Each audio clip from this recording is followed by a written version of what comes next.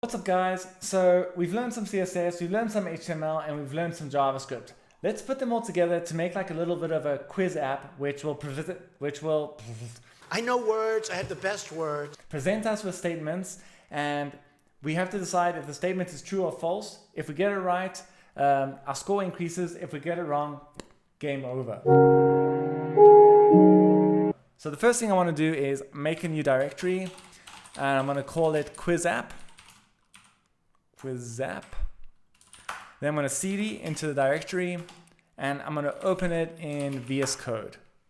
Let's make a new index.html file, and we'll use Emmet to autocomplete the HTML5 syntax. Then I want to change the title of the document to quiz app.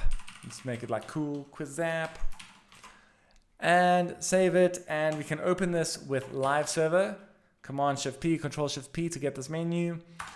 Cool, and there we have it, quiz app, it's opened. So the first thing we want to do is add our elements to the page, and then we can start making them dynamic. So what we're going to need is a score. So we'll make a div, and we'll say score, and let's set this initial score to 0. Then we're going to need another div, and let's make this the question. Let's say Johnny Depp is a very nice lady. Cool, and then we're going to need 2 buttons. I'm going to make another div, and I'm going to make button here. I'm going to say true, and another button that says false. Let's have a look.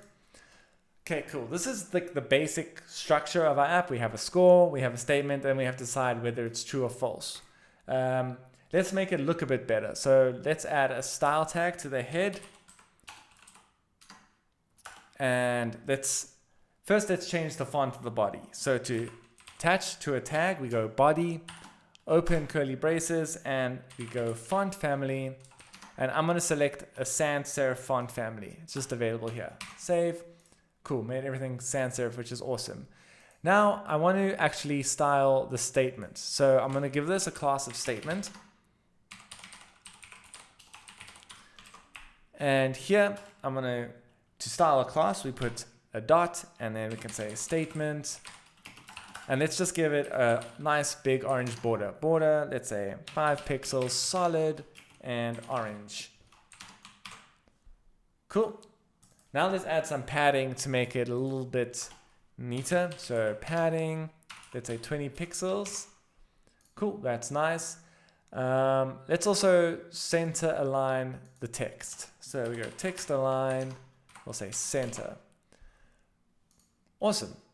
I want to add some margin as well. So padding is within the border, and margin is outside of it. So I'm going to add margin to the top and to the bottom. An easy way to do that is if we go margin, we can say 10 pixels. This adds margin everywhere, but I just want it from the top and the bottom. So if I go 10 pixels and 0, what it's going to say is add margin to the 10 pixels to the top and to the bottom, and on the left and the right, make it 0. Cool. Now let's center align these answer buttons. So I'm going to give them the class of answer buttons.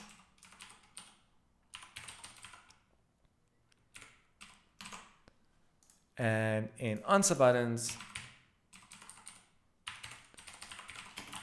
I'm going to text align center. And then let's give each of these buttons the class of answer button.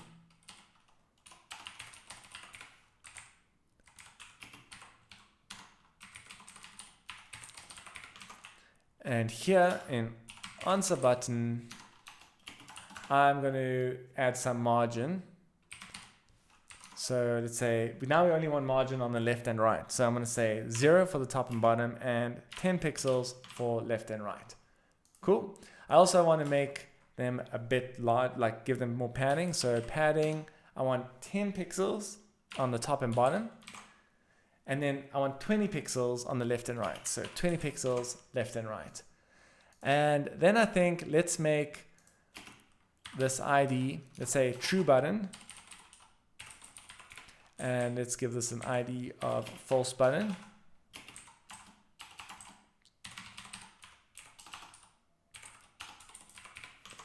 And let's also give this a class of true button. And give this one a class of false button.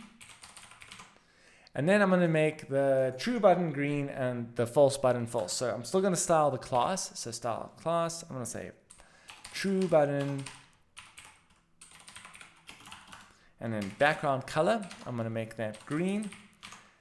And if you hover over this green in VS Code, you get this little color picker. I'm going to choose a nicer green, and then it'll update the green for me if I save it.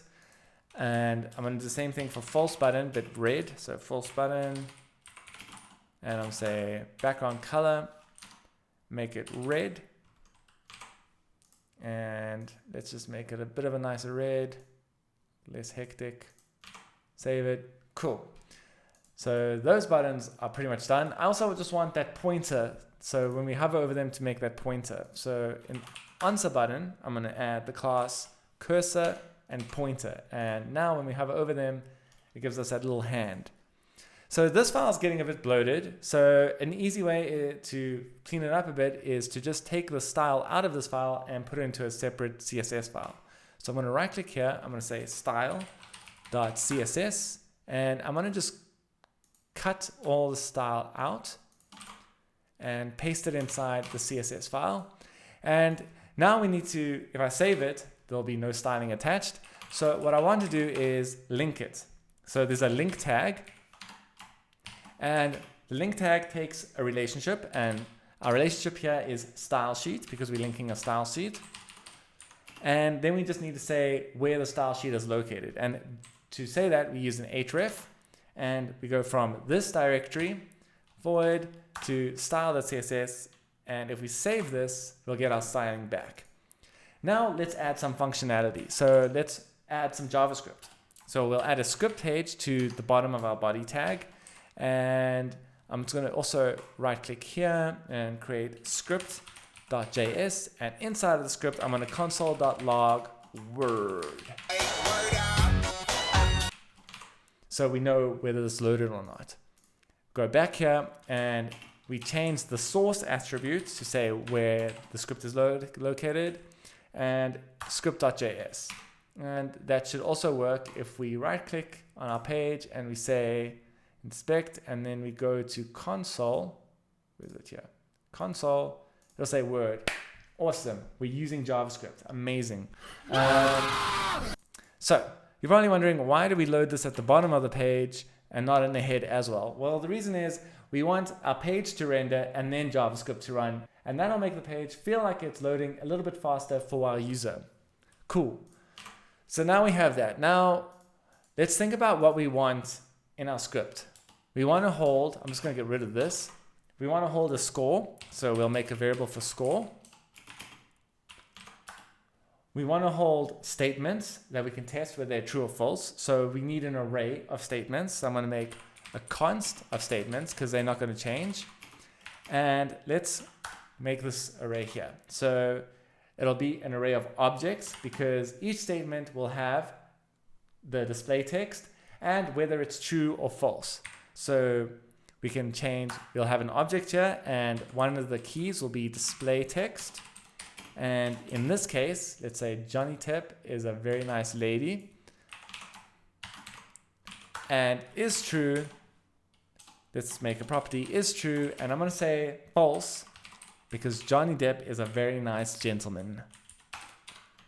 And then let's make another one. We'll just make 3 for now. So another one, we'll say display text. Let's say Ron has more siblings than Harry, and that is true.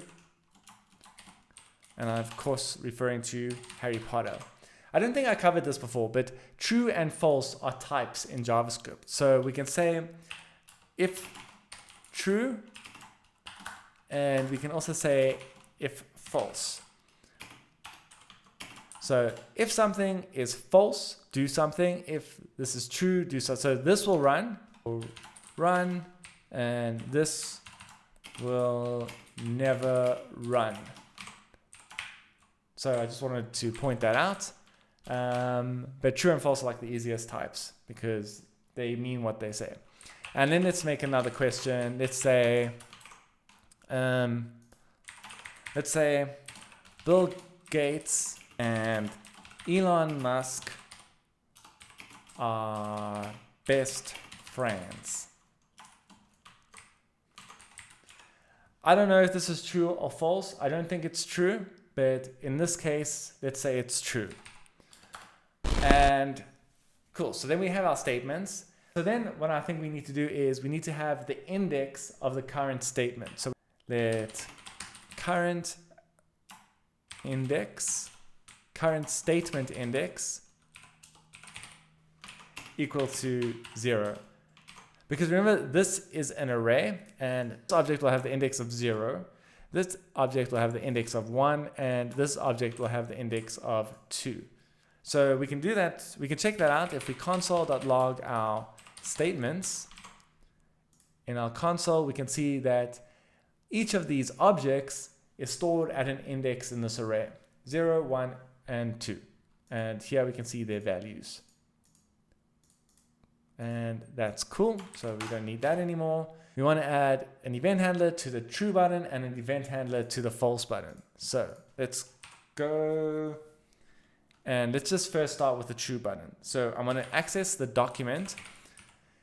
The document is a special object type in JavaScript, which allows JavaScript to interact directly with the DOM. So if you type in document in your console, you can see that it actually returns what is the DOM, so the document object model. And this allows us to alter values within our HTML. If that doesn't make sense, it will make a lot of sense really soon. So we have our document object model, so we access it via the document object, and then we can say we want to get an element. So let's get element by ID. And the ID of this true button is true button. So we can even just copy it from here. And then we can say get element by ID. We pass through the value, which is true button. And what we can do now is we can add an event listener to this button to allow something to happen when we click it. So we go add event listener. And what this takes is the name of the event and then a function to run when the event occurs. So it'll take the name of the event, which is click, and then a function that will happen when the event occurs. So this is a function. It's an anonymous function, empty brackets, and an arrow. And then in here, we can say console.log clicked. Now, when we click true, this will get logged. If we click false, nothing will happen. So what we want to do is we want to write a function that will check whether the button we clicked correlates with the right answer. If it does, we want to increase the score by 1. So let's write a function that checks answer. We need to get what the answer should be. So we can make a const variable and we say correct answer. And that will be, we want to get this from the statements. We'll get this current statement index. So it'll be if it's, so it starts at 0. So we'll put that in here. And what that will do is if we go here and we log our statements and then we put 0 in here, we'll get the first question. So we see that the display text is here and the value. So the correct answer is the isTrue answer. And isTrue is false. So things are getting a bit confusing here. So instead of calling this isTrue, I think a better solution would be to call this answer.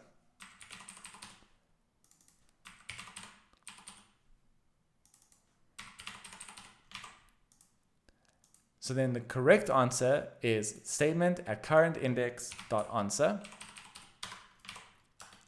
And then the user answer will be passed in. So we'll say answer. Then if the answer that we pass in is the same as the correct answer, then I'm going to just console log, we'll increase the score.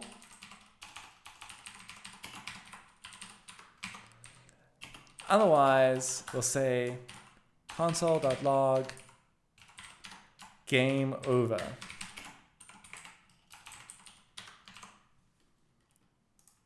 So what we can do here is on the true button, when you click, we can say check answer true. And the first answer is actually false.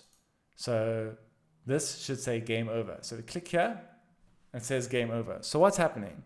So it's taking the statement at the current index. It's pulling the answer from it. So this is the answer that's getting, and this is returning false. So the correct answer is false. But we are checking check answer with the value of true because we're clicking the true button. And then it's comparing answer to correct answer. If this is right, then we'll increase the score and show increase the score. And then what we need to do is show next statement. So let's add the same listener for the false button, but we'll check answer with false. So we'll go here. I'm going to copy and paste this, and then I'm going to get element by ID, the false button, and then I'm going to check answer, but I'm going to pass through the value false. So Johnny Depp is a very nice lady, false. That's what we wanted, so that's right. So we need to increase the score and then show the next statement. So let's do that. So I'm going to make a function at the top here. And let's make this function, let's make it update score. And this function takes in a new score. So we'll say updated score. Then it'll change the text here. But how are we going to change that text? Because how are we going to access it? Well, the easiest way to do it is surround this with a span element. So span tag. And a span tag essentially has no styling attached. So you use them to either add styling if you want to add styling to an element that contains no styling from the browser, or use it like now in this case, we just want it so that we can access the value inside of it. And I'm going to give this the ID of score. So in here, when we update the score to the updated score, I'm going to go to the document. I'm going to get the element by ID, and the ID we just gave that element is score. And then we can set the inner HTML of that element to the updated score. So I'm going to save that. I'm going to show you can run these functions in the console as well. So when this script loads, it actually loads these functions here. So we can go update score, and I'm going to set this to 1. Run it, and then it fetches the element by ID, which is score, and then it sets the inner HTML. So this is the inner HTML. So we can have whatever here, save it. But if we run update score 1, it'll change it to 1. So we need to increase the score. So we'll go score plus 1. So score is equal to score plus 1. Then we can update the score with the new score. And so now if we run this, Johnny Depp is a very nice lady, we click false, our score increases. Awesome. But now we need to do the next thing. We need to show the next statement. So then let's make a new function called show statement. And this won't take in any arguments because actually no, it will take. We'll say so statement index. So we're going to show a statement at this index. Okay, so we actually aren't showing this. This isn't dynamic yet either. So I'm going to give this an ID of statement.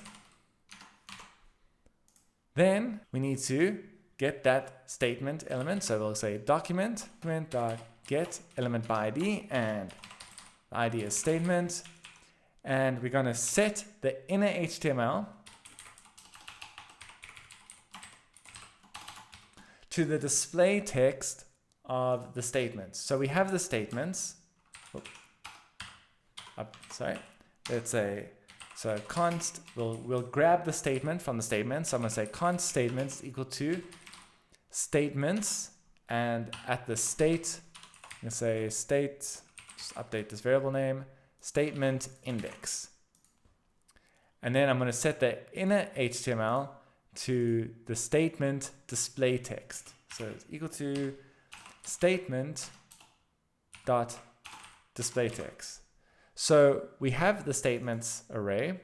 We pass through an index, so 0, 1, or 2, and it'll grab the statement at that position in the array, and then we can get the display text off of that statement and set the inner HTML of this statement div to the statement display text. So let's do that here. So what we want to do is we've updated the score. So now let's show the next statement. So the current statement index will increase. So it's equal to current statement index plus 1. And then we will show statement and pass in the current statement index. So now if we say false, it'll show us the next statement and increase the score. Awesome. We are like nearly there. So the next thing we need to do is we need to let's get rid of this in the beginning. So now we'll have no statement because nothing is loaded. But what we'll do is initially when we run the app, so we can just write a function here. We can write show statement, and we'll say current statement index. So this will run. Let's do it after these. We add these event listeners. At the bottom, we'll say show statement, and then it'll load the very first statement. If we answer it, it'll go to the next one. Cool. So the only case we need to handle now is game over. So if we get this wrong, oops. So let's just refresh. So if we get this wrong and say true, it's supposed to say game over. So let's surround the game. We'll say with a div, and I'm going to take all of this and I'm going to put it into this div, and I'm going to give it the ID of quiz game, and then I'm going to make another div and I'm going to give it the ID of game over, and I'm just going to put some bold H1 text in here, and I'm going to say game over. Cool, and that's just going to be in the center. Well, let's just center it. So I'm going to give it the class of game over screen, and in my style sheet, I'm going to change the styling here to of game over screen, and I'm going to center it. So text align center. But we obviously don't want this to show in the very beginning of our game. So I'm also going to set the display to none, and that will just hide it. So now when the game is over, we want quiz game to have a display of none, and then we want game over to have a display of block, because block will show it again. So let's make a function called end game. And then all that's going to do is going to say document. Let's copy this. We're going to say document get element by ID, and we can say game over. And then we want to update the style. So how do we do that? So we got the element here. So all we have to do is say .style, because we're editing the style, and then the property we want to change, in our case, is display. And I'm going to set that to block. Save it, and then if we say true, because we're not running the function. So game over, we need to actually run this function here. So end game, and we run it. It doesn't take any arguments. If we say true here, then game over is displayed. But we also need to get rid of this whole quiz game, this section here. So we can, let's just copy this, paste it, and then we're going to say quiz game style, display, and none. So now if we say false, false is right. So now if we say true, game over, and we also we don't want to hide the score. So let's just take the score out and we'll put it above here. So now say true, game over, score 0. Maybe we can even have a retry button. So let's say button, retry.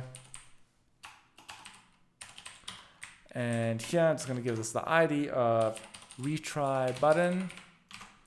And in the script, we can say, let's go to the bottom here with our event handlers. And I'm going to say document.get element by ID, retry button.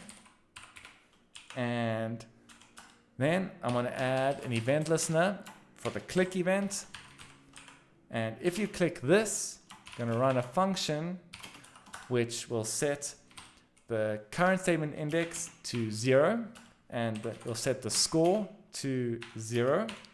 And then it will show statement. And we'll say current statement. And it will also update the score with the current score. So the issue here, I'm sure you can see it. Let's just show you. Is when we click retry, the whole game is reset, but we're not seeing the updated values. So now we need to do the inverse of endgame. And I'm going to make a function here called start game. And looking at the function, the start game function can actually do all of this itself. So I'm going to cut this from here. I'm going to get rid of this function, and then I'm going to say on click here, it will start game. Then inside start game, paste this, and we're going to copy and paste this. And game over, we want to show display none. And then quiz game, we want to show block. So now if we say retry, we'll start again. Last case, we need to cater for whether we have no more statements to show. So we can see if inside of our check answer where we show statement, we can, inside the show statement, what we can do is, first we can check whether the index exists. So we can say whether statement index is greater than statements.length.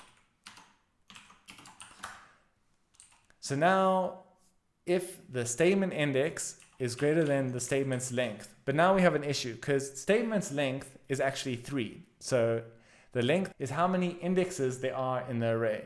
So there's 3 indexes, 1, 2, 3. The index is 0 based. So it starts at 0, 1, and 2. So we need to minus 1 from the length, and that'll make them match. So if this is the case, then basically we need to show U1. Else, continue the game and load the next statement. Let's make another final screen to show U1. So I'm going to make another div, and all it's going to say is H1, you win, and I'm going to give it the ID of winning screen. So now we can actually see that I actually want the same styling to apply to this screen and this screen. So I'm going to not call this game over screen. I'm going to call it finish screen. So I'm going to copy this class here. Then I'm going to go into my style, and instead of game over screen, I'm going to change this to finish screen. And now the same styling will be applied to game over and you win. So it won't show in the beginning, obviously, because we've hidden it based on this here. And if we go to script in show statement, we should say end game again. And this can take an argument, let's say did win. So we could say if did win else. So if they did win, we'll show the winning screen. Otherwise, we'll show this game over screen. So I'm going to put this in the else condition, and then I'm going to copy it. So let's say game over, and I'm going to call this otherwise winning screen. So let's copy this thing and winning screen, and I'm actually going to call this losing screen because that makes more sense. So losing screen. And then inside here, I'm going to give this the ID of losing screen.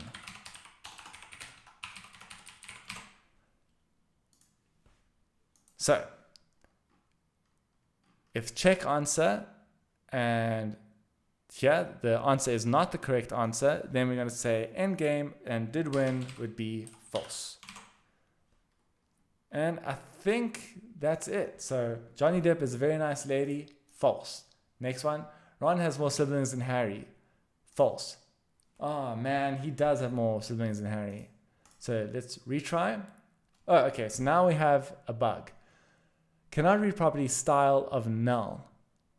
Okay, and that is probably because we're referencing game over, but now we change the ID to losing screen. So we'll copy this, losing screen here. Also in here, we need to set the winning screen to none also, because we may win and we don't want this screen to show either when we start the game.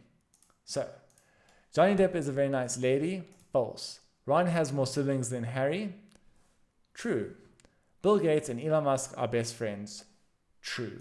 So this shouldn't say game over. This should say you win. And the problem is because in show statement, we actually have to say end game and true here.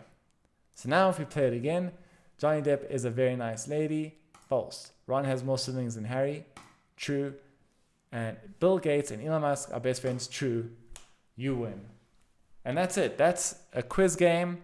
I don't know what this is, but it's kind of hot. That's not really how I would program something like that now, but I wanted to show you how quick and easy it can be to make a fully interactive website, and just show you how you can play around with the DOM and how you can play around with styles, how you can show and hide things. And I think it's just a really fun little application to make.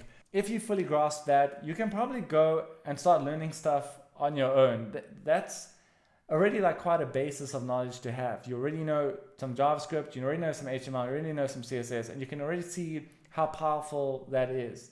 There's already like a whole dynamic web page there.